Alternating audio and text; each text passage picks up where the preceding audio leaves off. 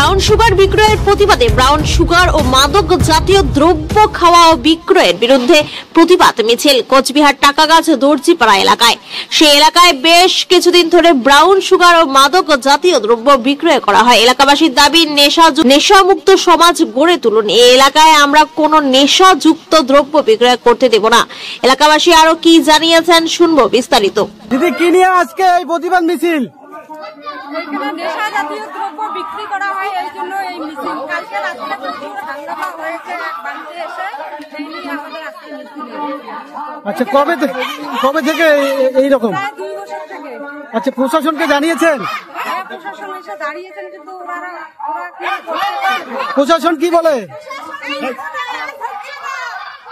কি দিদি? অলরেডি আমাদের এই পাড়া থেকে অনেক লোককে উঠাচ্ছে, আবার ছেড়ে দিচ্ছে। কোনো প্রশাসনের কাজ চলছে না, কোনো মতে চলছে না। আচ্ছা, কোনো এসিকে যাচ্ছে না, পুলিশ প্রশাসন কোনো কিছু করতে পারছে না। তো আপনারা এখন কি করবেন? আপনারা এখন আমরা সরকারের কর্মচারী প্রশাসনকে আরেকবার আমরা চান্স দেব, তারপরে দিদি, আপনার নাম? ওনাদের তরফ থেকে যথেষ্ট চেষ্টা করছেন।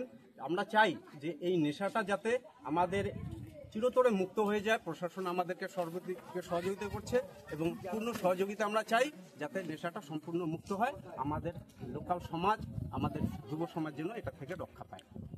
কি নাম আপনার? আমার নাম মোহাম্মদ মজিদুল হক, আমি এলাকার পঞ্চায়েত।